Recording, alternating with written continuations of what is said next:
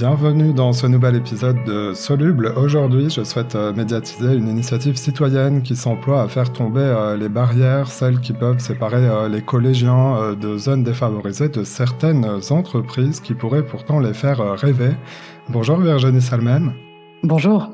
Vous êtes la cofondatrice de Viens voir mon taf, une association, un site internet qui se propose de permettre à des élèves qui sont scolarisés en zone d'éducation prioritaire d'accéder à des stages de troisième et de qualité.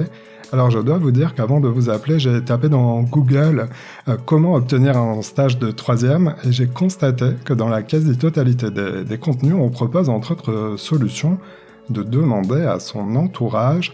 C'est sur ce point que Viens voir mon taf intervient en priorité. Oui, absolument. C'est exactement ça le cœur de l'attraction parce que trouver un stage de troisième, c'est facile pour personne en fait, surtout dans le domaine dont rêve l'élève.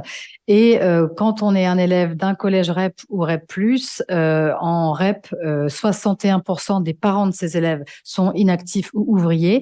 En collège REP+, donc les collèges qu'on appelait avant pour les deux ZEP, c'est 75% des parents qui sont inactifs ou ouvriers. Donc ça veut dire un cercle professionnel assez restreint. Et donc ça veut dire que si les élèves suivent ce conseil et demandent à leur entourage, eh bien ils vont finir par faire un stage dans leur entourage très proche, donc dans un milieu qu'ils connaissent déjà.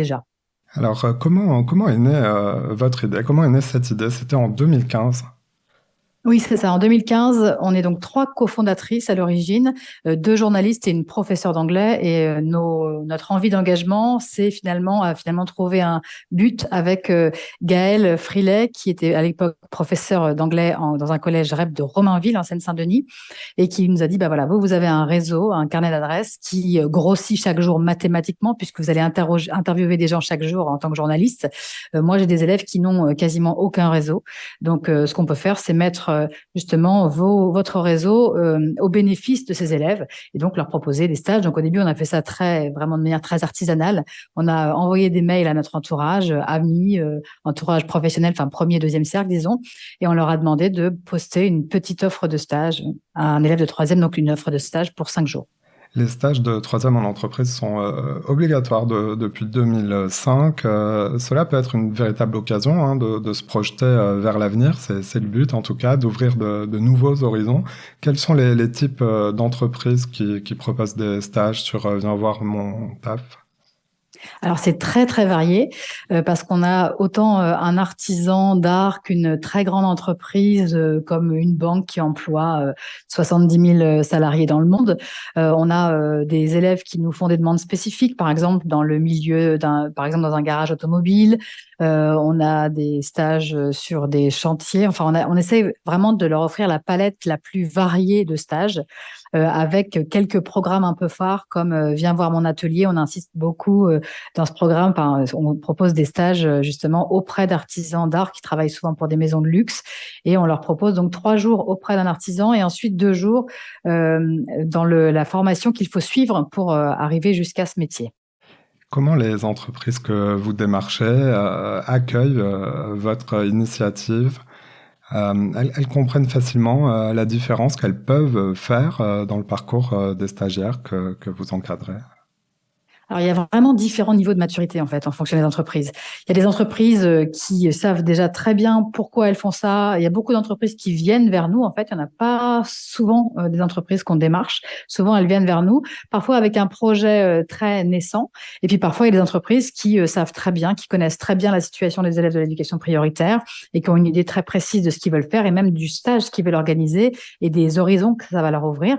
Par exemple, on parle pour ces élèves, on leur explique que c'est très important d'un point de vue de l'orientation un peu, découverte d'un métier aussi, découverte d'adultes bienveillants d'un autre milieu que leur milieu familial, ça c'est aussi très important, mais il y a aussi un enjeu, par exemple, de compétences numériques que les élèves acquièrent en postulant via notre plateforme parce qu'on on les place en situation de candidat. Donc ils écrivent un petit CV, une lettre de motivation et puis ils doivent créer un mail et puis surveiller leur mail. Il y a des questions, il y a des allers-retours avec le professionnel. Tout ça, c'est des choses qu'ils apprennent au cours et autour de ce stage. Et puis, il y a un élément très important qui est la mobilité. Il Il y a des élèves suivant leur milieu social qui sont plus ou moins mobiles à l'âge de 14-15 ans. Les élèves des collèges REP et REP+, très souvent, ils ne sont jamais venus à Lyon ou à Paris, enfin dans la grande ville à côté de laquelle ou dans laquelle ils habitent. Euh, S'ils habitent en périphérie, par exemple, ils sont pas forcément allés dans d'autres quartiers. C'est des élèves qui, vraiment, à l'occasion du stage de troisième, découvrent tout un quartier et beaucoup plus finalement que juste un métier. Justement, est-ce que vous avez des exemples à nous partager sur le métier qui est découvert et grâce auquel je viens voir mon taf a permis d'accéder quelque part à ce nouveau monde peut-être? Oui, alors par exemple, cette année, on a suivi une élève qui s'appelle Jolie, qui est une élève de Lyon, qui voulait devenir astronaute. C'est son rêve. Sa mère veut qu'elle soit infirmière, mais elle veut devenir astronaute.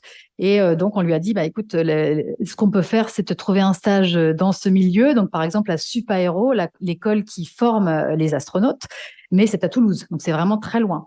Et cette élève, très motivée, a dit, OK, pas de problème, j'ai un oncle qui habite à Toulouse. Elle a fait le trajet et elle a donc été loin de sa famille pendant une semaine et elle a fait son stage pendant 5 jours à Supaéro. Elle a parlé, elle a vraiment touché de près du doigt le milieu des futurs astronautes. Elle a rencontré les élèves qui seront ensuite des futurs astronautes.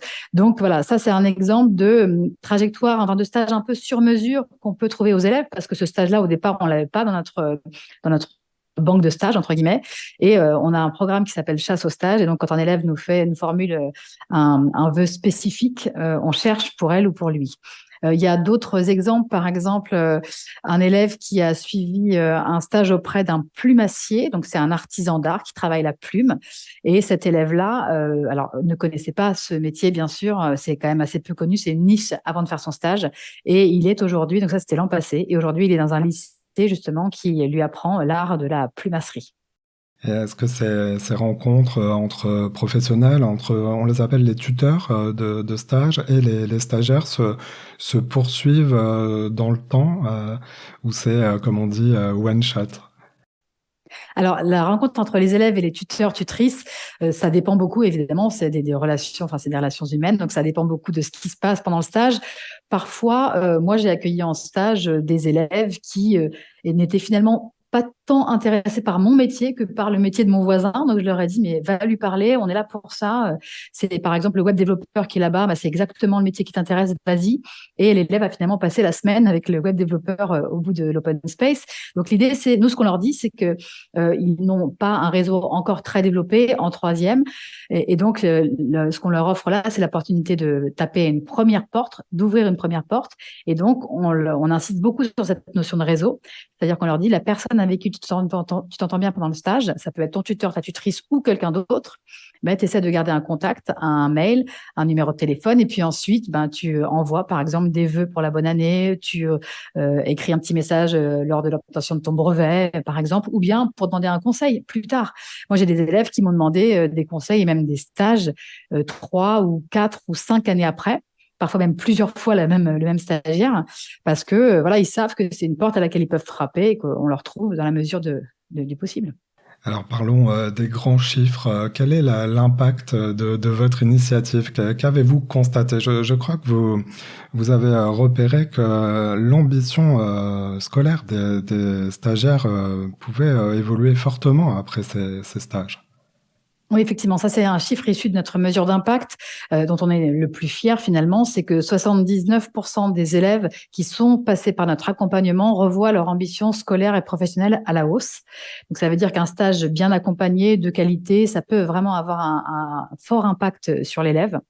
Et depuis la création, depuis 2015, nous avons accompagné 9000 élèves au total. Donc, soit en leur trouvant un stage, soit certains trouvent par eux-mêmes en les accompagnant à travers des ateliers simplement en classe.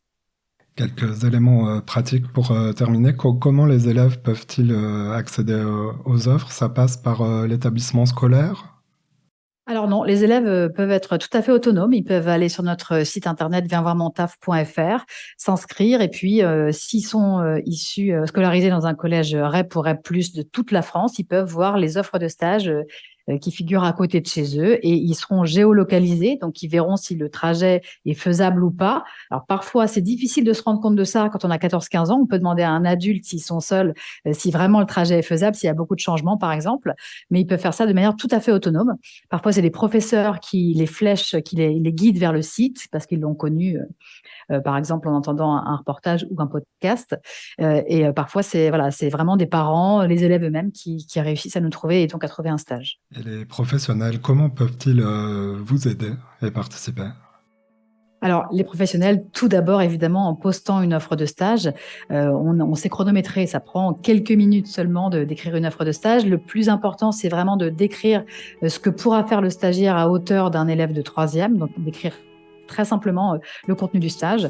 Et donc, de la même manière, viens voir montaf.fr, s'inscrire et puis proposer une offre de stage en quelques minutes. Virginie Salmen, merci beaucoup d'être passée dans Soluble, le podcast qui médiatise les solutions. Toutes les coordonnées dans la description de l'épisode, mais c'est facile, hein. Viens voir montaf.fr. Merci à vous.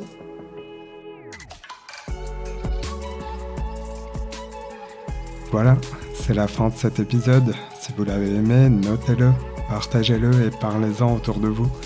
Vous pouvez aussi nous retrouver sur notre site internet csoluble.media. À bientôt.